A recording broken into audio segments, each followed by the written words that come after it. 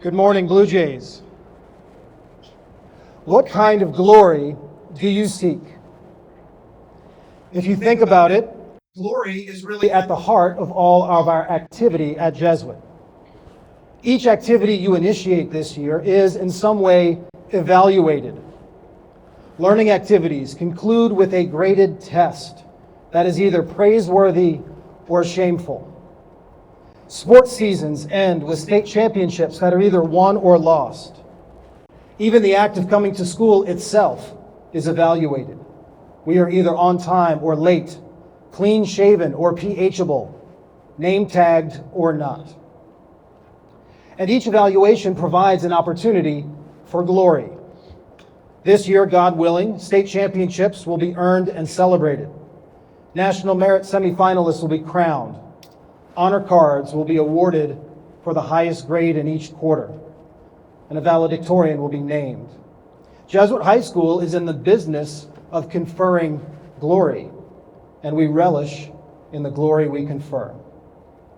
So I ask you again, what type of glory do you seek? At the core of our beings, our hearts crave to be known, to be acknowledged, to be recognized. We wish to confirm in some way, in some ultimate estimation, that the work that we do and the choices that we make are good. Consider the delight that you have in being honored by a person that you respect. When you perform at a level that pleases your coach. When your parents reward you for academic accomplishment. Honor is given as a reward for some excellence in you, some virtue. But sometimes we attach ourselves to the honor and not to the excellence or virtue that is rewarded in an honor. Having a high estimation in others' sight becomes the reward, when in reality, doing the right thing is itself the reward. Seeking the glory without seeking the virtue can lead us to all kinds of shortcuts. Using AI to simulate your own work, or copying the answers of others. Enjoying the benefits of popularity without the demanding work of being there for our friends when they need us most. This is when glory becomes not a reward, but an idol, which will break your heart instead of filling it. What is the glory that you seek?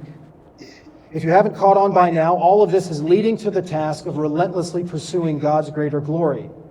The rule is simple.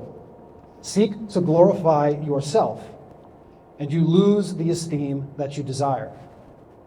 Seek to glorify God by becoming the kind of person whose virtuous life gives testimony to the goodness and mercy of God, and somehow the glory that you seek will be yours in abundance.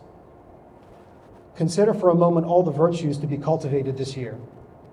Diligence in your studies, developing habits of mind that will help you solve bigger problems, taking personal responsibility for your work, developing a curiosity for academic questions and aesthetic pursuits, cultivating compassion for the students around you who suffer, being honest when telling the truth will lead to negative consequences, having courage when the game is on the line. Jesuit puts before you opportunities for glory because it puts before you opportunities to develop these virtues. Jesus says in the gospel, "You are the light of the world. Let your light shine before others, that they may see your good works and give glory to the Father in heaven." Consider the way that a beautiful work of art glorifies the artist who created it, or the way the life of a good young man glorifies the parents who raise him. In just the same way, are all of us invited this year to glorify the God who made us, who labors for our perfection, and who showers us with his mercy when we fall. This is our task, ad maiorem Dei gloriam, for the greater glory of God. And let us be about this task relentlessly. This may seem a little one-sided. We are working for God's greater glory, and we may wonder, what is in it for us? The secret gift of living AMDG is that one day, having glorified God by our life, God will invite us to share in his glory. In other words, it's not just those around us who will delight in how good we can become, but God himself delights in us. In The Weight of Glory, C.S. Lewis describes it like this: to please God, to be a real ingredient in the divine happiness, to be loved by God, not merely pitied, but delighted in, as an artist delights in his work, or a father in a son. It seems impossible, a weight of glory which our thoughts can hardly sustain, but so it is. The joy we will experience when we hear the Lord say to us at the end of our life, "Well done, my good and faithful servant," is almost unimaginable. When the final word on the value of our life is spoken, the ache to be known and recognized that sits at the core of our being will at last be finally soothed. Seeing God face to face, to have God himself look at you, his creation, and declare you to be very good. All passing earthly honors will pale in comparison to this moment that will fill our hearts to the brim. It is, we are told, a peace that surpasses understanding, everlasting life in the vision of God, a participation in God's own joy, splendor, and supreme beatitude. What kind of glory do you seek? Heaven itself is the true consummation of our earthly discipleship, and it is the kind of glory that we seek. It is hard at this time not to think of our brother, Evan Johnson, who has gone before us marked with the sign of faith.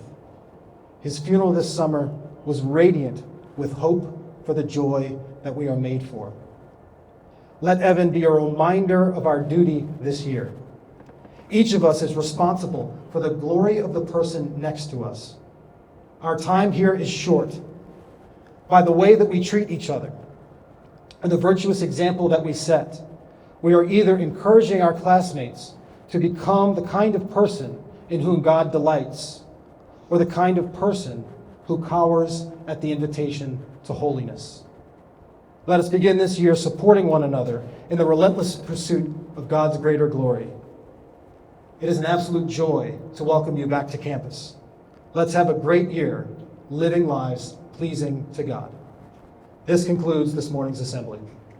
26! 26! 26!